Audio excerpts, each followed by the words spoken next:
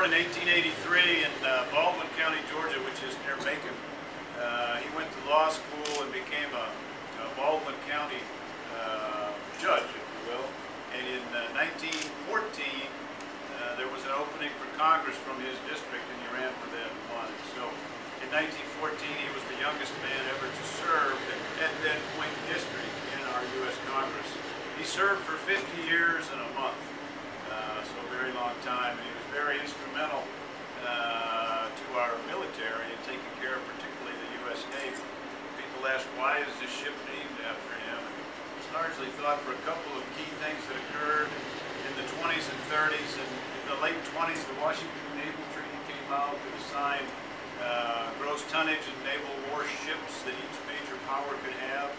There was some pressure back then, what I've read, in our country, financial pressure to build to something less than the limit allowed by the treaty, maybe not unlike our times today.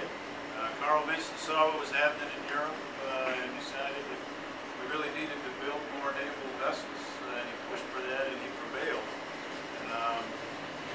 And then in the 30s, the early 30s, he realized that we were still really a single ocean Navy focused on the Atlantic, and he saw what was developing in the Pacific, and he pushed really hard for us to build more ships and create a second fleet over in the Pacific area.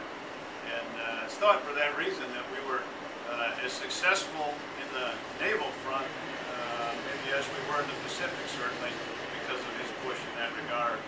He also served on what was then called something different, but the version of the House Armed Services Committee, and ultimately became its chairman.